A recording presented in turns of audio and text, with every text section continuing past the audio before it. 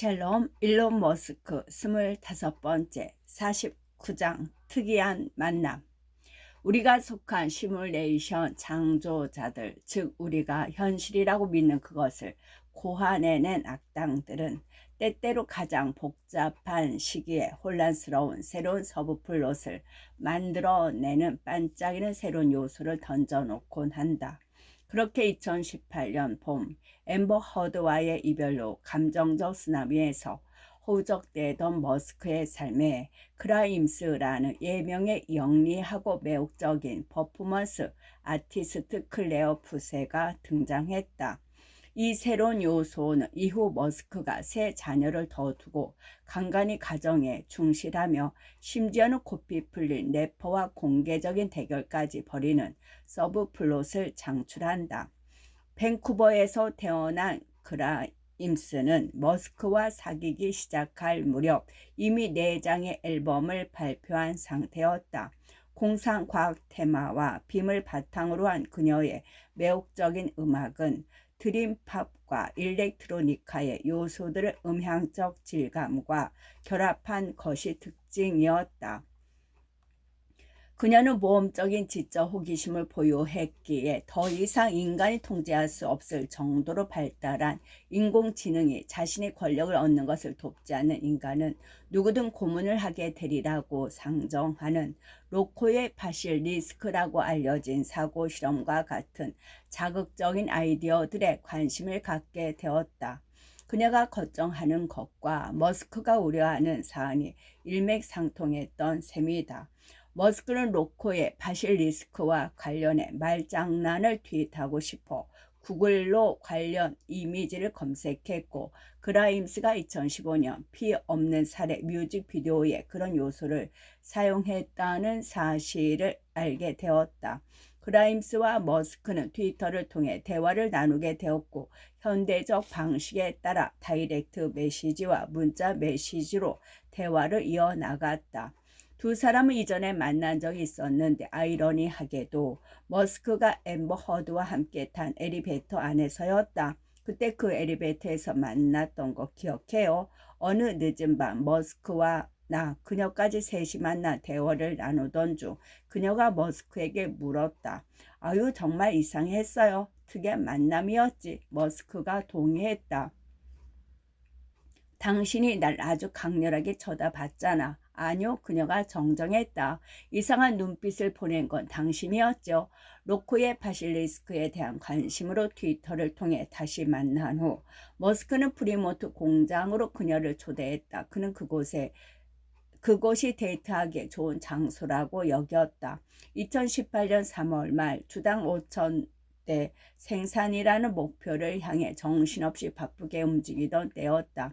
우리는 밤새도록 공장 현장을 걸었고 저는 그가 이런저런 문제를 해결하려고 애쓰는 모습을 지켜보았어요. 그라임스의 말이다. 다음날 저녁 그녀를 태우고 레스토랑에 가면서 그는 차가 얼마나 빨리 속도가 오르는지 보여준 다음 운전대에서 손을 떼고 자신의 눈을 가린 채 그녀에게 오토파일럿을 체험하게 했다. 오, 이런, 이 남자 미쳤나 봐. 제 입으로 이런 말이 튀어나왔어요. 그런데 차가 스스로 신호를 보내고 차선을 변경하더군요. 마치 마블 영화의 한 장면처럼 느껴졌어요. 그녀의 말이다. 레스토랑에서 머스크는 벽에 EM 더하기 12라고 새겼다. 그가 지닌 파워를 간달프의 그것과 비교하자 머스크의 반지 제왕에 관한 일종의 스피드 퀴즈를 내며 그녀를 테스트했다. 그녀가 진정으로 충실한 팬인지 확인하고 싶었던 것이다. 그녀는 통과했다. 나에게는 중요한 문제였어요. 머스크의 말이다. 그녀는 선물로 자신이 수집한 동물뼈를 담은 상자를 그에게 주었다. 그 밤에 둘은 함께 댄 칼린의 하드코어 히스토리 오디오북과 다른 역사 팟캐스트 등을 들었다. 제가 진지한 관계에 들어갈 수 있는 유일한 방법은 잠자리에 들기 전에 1시간 정도 같이 전쟁사 같은 것을 들을 수 있는 데이트 상대여야 한다는 겁니다. 그녀는 말한다. 일론과 저는 고대 그리스 나폴레옹 제1차 세계대전의 군사 전략 등과 같은 주제를 놓고 많은 대화를 나눴습니다. 때는 2018년 머스크가 정신적으로 그리고 사업적으로 매우 겹게 버티던 시기였다. 저기요, 정말 많은 스트레스에 시달리고 있는 것처럼 보여요. 그녀가 그에게 말했다. 내가 음악 장비를 당신 집으로 옮겨놓고 일하면 어떨까요? 그는 그렇게 해주면 좋겠다고 했다. 그녀가 와서 지내면 덜 외로울 것 같았다. 그녀는 그의 정서적 혼란이 진정될 때까지 몇 주 동안 그와 함께 지내야겠다고 생각했다. 하지만 폭풍은 멈추지 않았고 제가 탄 배는 이미 출발한 셈이었기에 그냥 그곳에 머물렀습니다. 그녀는 그가 전투 모드에 들어가 일하던 시기에 주로 밤 시간을 이용해 공장에 몇 차례 동행했다. 그는 항상 모터에 문제가 있진 않은지, 엔진에 문제가 있지 않은지, 열차폐는 괜찮은지, 액체 산소 밸브는 괜찮은지 살피곤 했어요. 그녀의 말이다. 어느 날 함께 저녁 식사를 하러 나간 머스크는 갑자기 입을 닫고 생각에 잠겼다. 1, 2분 후 그는 그녀에게 펜이 있냐고 물었다. 그녀는 지갑에서 아이라이너를 꺼냈다. 그는 그것을 가져다가 냅킨의 엔진 열차폐에 개조 아이디어를 그리기 시작했다. 우리가 함께 있어도 그의 머릿속이 다른 곳으로 향할 때가 있다는 것을 깨달았습니다. 물론 대개 일과 관련된 문제로 향하곤 했죠. 그녀의 말이다. 그해 5월 테슬라 공장의 생산 지옥에서 잠시 빠져나온 머스크는 그라임스와 함께 뉴욕으로 가서 셀럽들이 과장된 패션과 의상으로 호화찬란한 레드카펫쇼를 펼치는 메트로폴리탄 박물관의 연례 갈라 행사에 참석했다. 그라임스가 착용한 단단한 유리 코르셋과 테슬라 로고를 닮은 스파이크로 만든 목걸이, 중세 펑크풍의 흑백 앙상블의 의상은 머스크의 아이디어였다. 그는 심지어 테슬라 디자인팀의 한 명에게 의상 제작을 돕도록 시키기도 했다. 머스크 자신은 사제복 칼라가 달린 흰색 셔츠와 새로운 시대 질서를 예고하는 라틴어 문구 오르노 세클로톰이 희미하게 새겨진 새하얀 턱시도 재킷을 입었다. 랩 배틀. 그라임스는 머스크가 혼란의 시기를 잘 이겨내도록 돕고 싶었다. 하지만 그녀는 상대를 차분하게 만드는 사람이 아니었다. 그녀를 독특한 아티스트로 만든 강렬함은 산만한 생활 방식을 수반했다. 그녀는 주로 밤에 움직이고 낮에는 거의 잠만 잤다. 그녀는 머스크의 집안일을 돌보는 직원들 까다롭게 대하고 불신했으며 그의 어머니와도 사이가 좋지 않았다. 머스크는 드라마 같은 사건에 중독되어 있었고 그라임스는 그런 사건을 자석처럼 끌어당겼다. 서로 짝을 이루는 특성을 보유한 셈이었다. 의도했든 그렇지 않았든 그녀는 드라마를 끌어당겼다. 2018년 8월 태국 동굴 사건과 테슬라의 비공개 전환으로 혼란이 걷잡을 수 없이 커지고 있을 때 그라임스는 래퍼 아젤리스 뱅크스를 머스크 집에 초대했다. 함께 음악 작업을 하자는 취지였다. 하지만 그녀는 머스크와 콜로라도 주 볼러에 있는 캠벌에게 함께 가기로 한 사실을 깜빡 잊고 뱅크스를 초대한 것이었다. 그라임스는 뱅크스에게 자기가 없는 주말 동안 게스트하우스에 머물러도 된다고 말했다. 그 금요일 아침, 그러니까 그가 테슬라의 비공개 전환에 대한 트윗을 날리고 3일이 지난 아침 머스크는 일어나 운동을 하고 몇 통의 전화를 한 후 집에 있는 뱅크스를 얼핏 보게 되었다. 그는 다른 일에 집중할 때는 주변에 별다른 주의를 기울이지 않는다. 그는 그녀가 그라임스의 친구라는 것 외에는 누군지 잘 몰랐다. 그라임스가 머스크와 여행하기 위해 녹음 세션을 취소한 것에 화가 난 뱅크스는 팔로워가 많은 자신의 인스타그램에 폭언을 쏟아냈다. 그라임스는 주말 내내 나를 기다리게 해놓고 약에 취한 상태로 트위터를 해서는 안 된다는 것도 모를 정도로 멍청한 남자친구를 애지중지 챙기러 갔네요. 이는 거짓말이었지만 머스크는 약을 한 적이 없었다. 당연히 언론뿐만 아니라 증권거래위원회에 관심까지 끌어모았다. 그라임스와 머스크에 대한 뱅크스의 게시글은 점점 선을 넘어 미쳐 돌아가기 시작했다. 너무 웃겨. 일론 머스크는 에스코트를 고용하는 게 낫지. 적어도 에스코트는 그의 사업에 대해 떠벌리지는 않을 테니까. 그는 팝스타 숲속의 마약 중독자에게서 태어난 비열한 인간을 여자친구랍시고 두었어. 그녀는 온 동네를 쏘다니며 모든 사람에게 그에 대한 모든 것을 떠벌리는데 말이야. 그 모든 게 엠버 하드로 인해 쪼그라진 감추기 위해 맥갈라에 데려갈 데이트 상대가 필요했기 때문이라네. 그는 다우 증후군 스펙트럼에 속해. 그래서 뭔가 이상한 면이 있지. 나라면 그를 외계인이라고 부르진 않겠어. 돌연변이 같거든. 빌어먹을 무지렁이 백인들 다시는 백인이 일하지 않을 테야.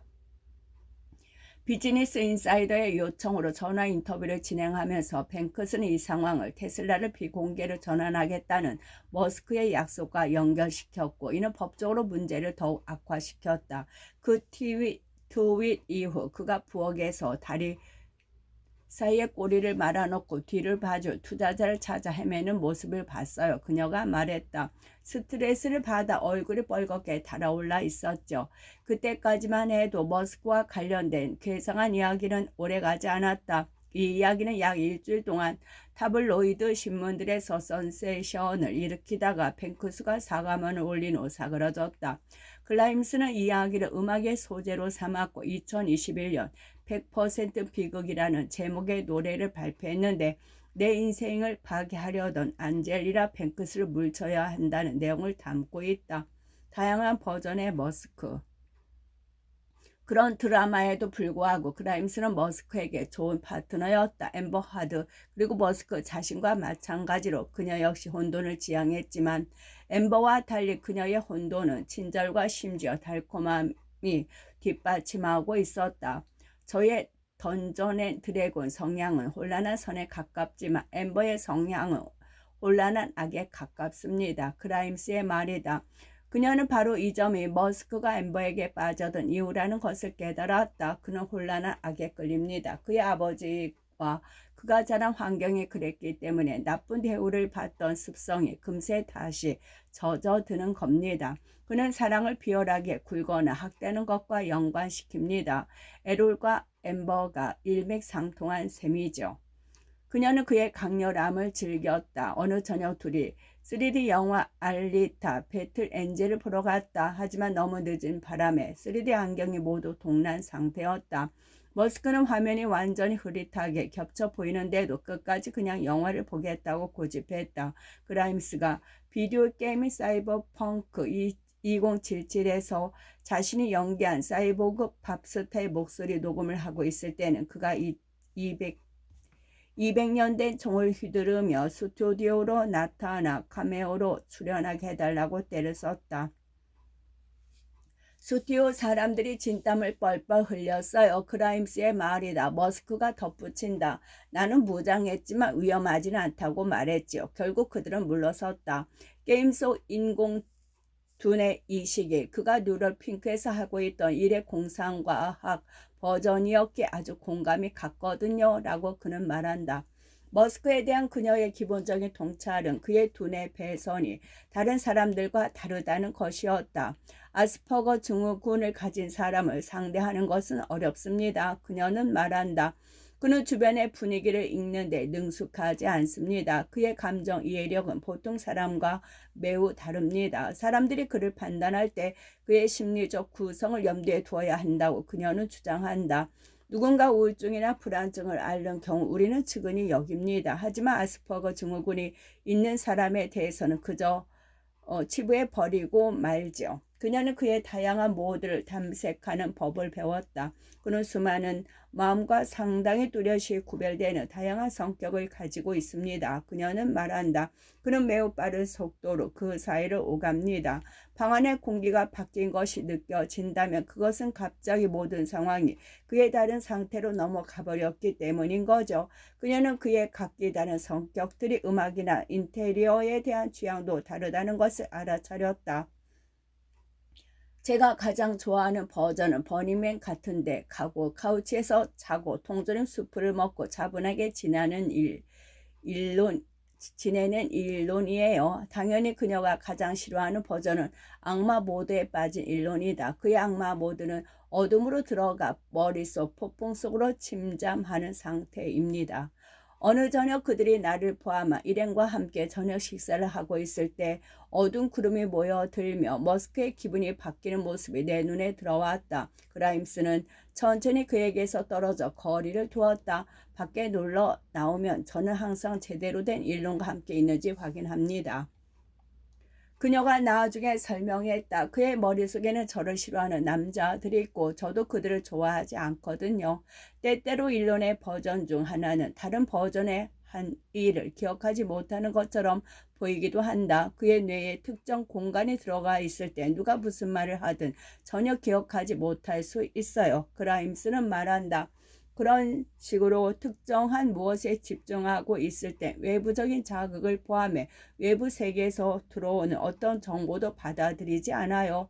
눈앞에 물건을 들이대도 그는 그것을 보지 못합니다. 그가 초등학교에 다닐 때 친구들이 경험한 것과 똑같은 내용이다.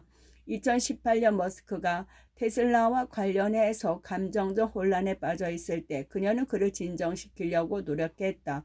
어느 날 밤 그녀는 그에게 모든 것을 다 엉망이라고 생각할 필요는 없어요 라고 말했다.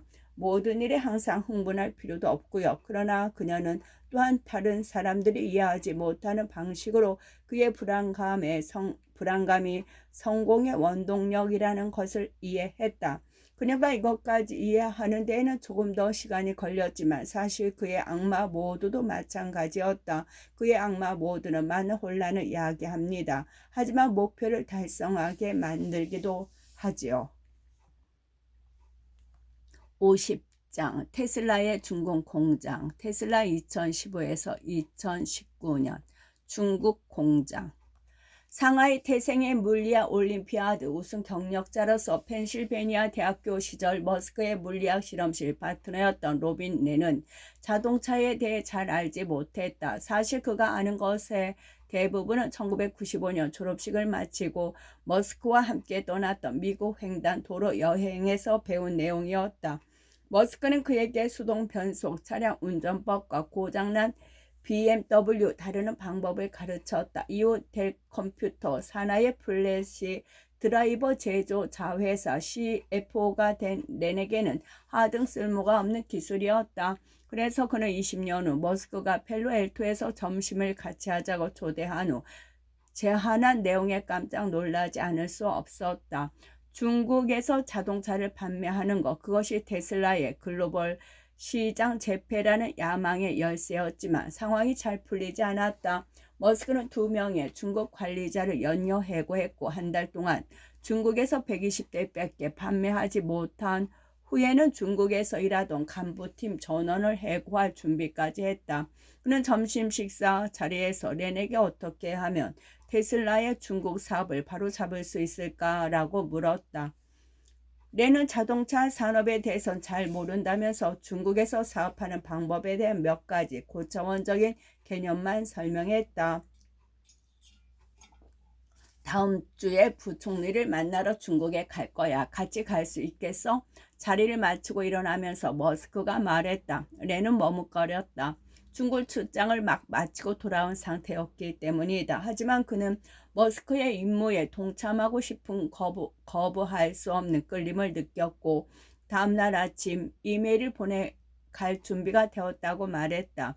부총리와의 만남은 화기애애하게 진행되었다. 이어서 그들은 전직 관료와 다른 고문들을 만났는데 그들은 중국에서 자동차를 성공적으로 판매하려면 테슬라가 중국에서 자동차를 생산해야 한다고 말했다. 중국 법에 따르면 그렇게 하기 위해서는 중국 기업과 합작 회사를 설립해야 했다. 머스크는 합작 투자라면 알레르기가 생길 정도로 싫어했다. 그는 통제권을 공유하는 사업가가 아니었다. 그래서 그는 실업률 유머 모드를 발동하여 테슬라는 결혼하고 싶지 않다고 강조했다. 테슬라가 너무 어리거든요 라고 그가 말했다. 이제 겨우 아기잖아요. 근데 어떻게 결혼을 시켜요? 그는 일어나서 결혼식 통로를 걸어가는 두 유아의 흉내를 낸 다음 툭에 킬킬거리는 웃음을 터뜨렸다.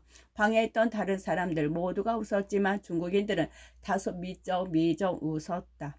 머스크의 제트기를 타고 돌아오면서 렌과 머스크는 대학 시절을 회상하며 물리학에 관한 재미난 사실들을 공유했다. 제트기가 착륙한 후 계단을 내려가며 머스크가 물었다. 테슬라에 들어올래? 렌은 응이라고 대답했다. 렌의 가장 큰 과제는 중개소 제조업을 할 수 있는 방법을 찾는 것이었다. 머스크의 반대를 무마하고 다른 모든 자동차 회사가 그랬던 것처럼 테슬라도 합작 회사를 설립하거나 아니면 중국의 최고 지도자들을 설득하여 30년 동안 중국 제조업의 성장을 규정하는 법을 바꾸도록 해야 했다. 그는 후자가 더 쉽다는 것을 깨달았다. 그는 중국 정부를 상대로 노비를 벌이기 시작했다. 2017년 4월 머스크는 중국 지도자들을 다시 만나기 위해 중국으로 향했다. 합작 회사가 아니더라도 테슬라가 자동차 공장을 짓는 것이 중국에 도움이 되는 이유를 계속 설명했습니다. 내내 말이다. 중국을 청정 에너지 혁신의 중심지로 만들겠다고 시진핑 주석이 천명한 계획의 일환으로 중국은 2018년 초에 마침내 합작 투자 없이도 테슬라가 공장을 건설할 수 있도록 허용하기로 결정했다. 렌과 그의 팀은 협상을 통해 상하이 인근의 200에이커 넘는 부지를 저금리 대출로 함께 제공받는 거래를 성사시킬 수 있었다. 렌은 2018년 2월 머스크와 해당 거래에 대해 논의하기 위해 미국으로 건너갔다. 안타깝게도 당시 머스크는 네바다 배터리 공장의 생산 조직에 빠져 있었고 렌이 붙들고 잠시 대화를 나눌 수도 없을 정도로 정신없이 현장을 돌아다니고 있었다. 둘은 그날 밤늦게 함께 로스앤젤레스로 날아왔지만 렌이 머스크와 대화할 기회를 얻는 것은 비행기가 로스앤젤레스에 착륙한 직후였다. 렌은 현지 지도와 자금 조달 약정, 거래 조건 등이 담긴 슬라이드 자료를 보여주기 시작했지만 머스크는 거기에 시선을 두지 않았다. 대신 거의 1분 동안 비행기 창밖을 응시했다. 그리고는 렌의 눈을 똑바로 바라봤다. 이렇게 하는 게 옳은 일이라고 생각해. 렌은 어리둥절한 나머지 몇 초간 생각에 잠겼다가 그렇다고 답했다. 머스크는 좋아, 해보자고 라고 말하곤 비행기에서 내렸다. 중국 지도자들과의 공식 서명식은 2018년 7월 10일에 열렸다. 머스크는 동굴에 갇힌 어린 축구 선수들을 구조하기 위해 만든 미니 잠수정을 태국의 허리까지 물이 찬 현장에 전달한 후 바로 상하이로 갔다. 검은색 정장으로 갈아입은 그의 붉은 커튼이 드리워진 연회장에 뻣뻣하게 서서 건배사를 주고받았다. 2019년 10월 첫 번째 테슬라가 중국 공장에서 생산되었다. 이후 2년도 채 되지 않아 중국 공장이 테슬라 차량의 절반 이상을 생산하게 된다. 51장 사이버 트럭 테슬라 2018에서 2019년 스테인리스 강으로 만든 트럭 2008년 테슬라 디자인 스튜디오를 개설한 이래로 거의 매주 금요일 오후 머스크는 수석 디자이너 프란츠 폰 홀츠하우젠과 제품 리뷰 세션을 가졌다. 그는 로스앤젤레스의 스페이스X 본사 바로 뒤에 있는 조용한 흰색 바닥의 디자인 스튜디오 슈룸에서 진행된 이 세션은 특히 그가 격동적인 한 주를 보낸 후 차분히 한숨 돌리는 시간이었다. 머스크와 폰 홀츠하우젠은 경납고처럼 생긴 쇼룸을 천천히 돌아다니며 그들이 테슬라의 미래를 위해 구상한 차량의 시제품과 점토 모형 등을 어루만지곤 했다. 두 사람이 테슬라 피커트럭에 대한 아이디어를 구상하기 시작한 것은 2017년 초부터였다. 폰 홀츠하우젠은 쉐보레 실버라도를 모델로 삼아 전통적인 디자인을 살리는 방안으로 출발했다. 스튜디오 한가운데에 실버라고 한 대를 들여놓고 트럭의 비율과 구성 요소를 연구했다. 머스크는 좀 더 흥미진진한 것, 어쩌면 더욱 놀라운 것을 원한다고 말했다. 그래서 그들은 1960년대 쉐보레에서 만든 당시로서는 미래형 쿠퍼였던 엘 카미노를 비롯해 멋진 분위기의 역사적인 자동차들을 두루 살펴봤다. 그런 다음 폰 홀츠하우젠이 엘 카미노와 비슷한 분위기의 픽업 트럭을 디자인했지만 머스크와 같이 모델을 둘러보면서 너무 부드러운 느낌이 난다는 그의 의견에 동의했다. 폰 홀츠하우젠은 말한다. 너무 곡선이 많았어요. 픽업 트럭의 권위가 느껴지지 않았지요. 머스크는 자신이 영감을 얻은 바 있던 스포츠카 한 대를 픽업 트럭 디자인의 참고 대상으로 추가했다. 1970년대 후반에 나온 전면부의 뾰족한 세기 모양의 부리 형태가 된 영국 스포츠카 노터스 에스프리였다. 특히 그는 1977년 제임스 본드 영화 나를 사랑한 스파이에 등장한 버전에 매료되었다. 머스크는 이 영화에 사용되었던 차량을 100만 달러 가까운 가격에 구입해 테슬라 디자인 스튜디오에 전시했다. 그들의 프레임 스토밍은 재미있었지만 여전히 흥분을 유발하는 콘셉트로 이어지지는 않았다. 영감을 얻기 위해 피터슨 자동차 박물관을 방문한 두 사람은 놀라운 사실 하나를 발견했다. 폰 홀츠하우젠은 말한다. 픽업 트럭은 기본적으로 80년 동안 그 형태나 제조 공정이 변하지 않았다는 사실을 깨달았습니다. 이에 머스크는 보다 기본적인 무언가로 초점을 옮겼다. 트럭의 차체를 만드는 데 어떤 소재를 써야 하느냐 하는 문제였다. 소재와 차량 구조의 물리학까지 다시 생각하면 완전히 새로운 디자인에 대한 가능성이 열릴 수 있었다. 처음에는 알루미늄을 생각했습니다. 폰 홀츠하우젠은 말한다. 그리고 내구성이 정말 중요했기 때문에 티타늄도 살펴봤지요. 하지만 그 무렵 머스크는 반짝이는 스테인리스 강으로 로켓 우주선을 만들 수 있다는 가능성에 매료되었다. 머스크는 픽업 트럭에도 스테인리스 강을 사용할 수 있을지 모른다는 생각이 들었다. 스테인리스 강으로 차체를 만들면 도색할 필요가 없고 차량의 구조적 하중을 어느 정도 견딜 수 있다는 장점이 따랐다. 이는 차량이라는 것의 개념을 다시 생각해 볼 수 있는 정말 기발한 아이디어였다. 일주일 넘게 논의가 이어지던 어느 금요일 오후 머스크가 들어와서 그냥 다 스테인리스 강으로 가는 겁니다 라고 간단히 선언해 버렸다. 찰스 쿠에만은 테슬라와 스페이스X 두 회사 모두의 재료 공학 담당 부사장이었다. 자신들의 회사들이 서로 엔지니어링 지식을 공유하는 이점을 누리도록 머스크가 취한 조치였다. 쿠에만은 열 처리가 필요 없는 냉간 압연 방식의 조경랑 스테이스리 강 합금을 개발했고 테슬라는 이 합금에 대해 특허를 획득했다. 그것은 트럭과 로켓에 모두 사용할 수 있을 만큼 충분히 강하고 저렴했다. 테슬라 픽업 트럭에 스테인리스 강을 사용하기로 한 결정은 차량의 엔지니어링에 주요한 영향을 미쳤다. 차량의 하중을 지지하는 구조 역할을 세시에 맡기던 기존 방식에서 벗어나 강철 자체가 그 역할을 할 수 있게 되었기 때문이다. 머스크는 외부에 힘을 실어 왜 골격을 만들고 그 안에 다른 모든 것을 매답시다 라고 제안했다. 스테인리스 강의 사용은 또한 트럭의 외관에도 새로운 가능성을 열어주었다. 형타기를 사용해 탄소 섬유를 미묘한 곡선과 모양으로 조각해 차체 패널에 결합하는 방식을 버리고 스테인리스 강으로 굳은 평면과 예리한 각도를 구현할 수 있었다. 덕분에 디자인팀은 보다 미래지향적이고 보다 혁신적이고 보다 엉뚱한 아이디어를 모색할 수 있었다. 모두가 놀란 미래형 트럭.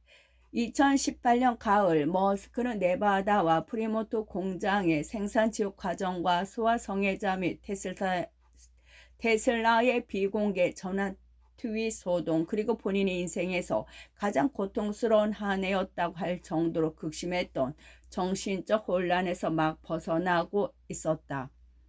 힘겨운 시기에 그가 도피하는 방법 중 하나는 미래 프로젝트에 집중하는 것이다. 그것이 바로 10월 5일 고요한 피난처인 디자인 스튜디오에서 그가 취한 조치였다. 그날 그는 자신의 금요일 정기 방문을 픽업 트럭 디자인에 대한 브레인스토밍 세션으로 바꿨다. 세브레 실비라도가 여전히 참고용으로 쇼룸 바닥에 전시되어 있었다. 그 앞에는 비디오 게임과 공상과학 영화에 등장하는 차량을 비롯해 다양한 차량의 사진을 붙인 3개의 대형 게시판이 세워져 있었다. 복고풍부터 미래형 매끈함부터 삐죽삐죽함, 곡선미부터 부조화까지 실로 갖가지 특색의 다양한 차량을 볼 수 있었다. 본 홀츠 하우제는 주머니에서 무심히 손을 찔러 넣은 채 적절한 파도를 찾는 서퍼처럼 여유롭고 느슨한 자세를 취했다. 머스크는 양손을 허리에 댄 채 먹이를 찾는 곰처럼 상체를 앞으로 내밀고 있었다. 잠시 후 데이브 모리스와 다른 디자이너 몇 명이 들어왔다.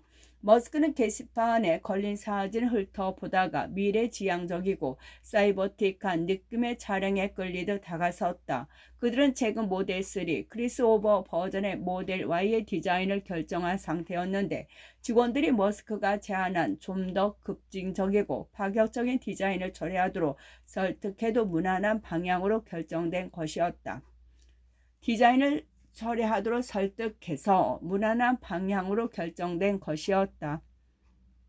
모델 Y는 그렇게 리스크를 비안전하게 가기로 했지만 머스크가 피커트럭 디자인만큼은 그렇게 하고 싶지 않았다. 대담해집시다. 그가 말했다. 사람들을 놀라게 하자고요. 누군가가 더 전통적인 차량의 사진을 가리킬 때마다 머스크는 비디오 게임 헤일로나 곧 출시될 게임 사이버펑크 2077의 예고편 혹은 리들리 스콧 감독의 영화 블레이드 러너에 나오는 것과 같은 자동차를 가리키며 반발했다. 자폐증을 앓고 있는 아들 섹슨이 최근 그에게 반항을 불러일으키는 엉뚱한 질문을 던진 바 있었다. 왜 미래가 미래처럼 보이지 않나요? 머스크는 섹슨의 질문을 반복해서 인용했다.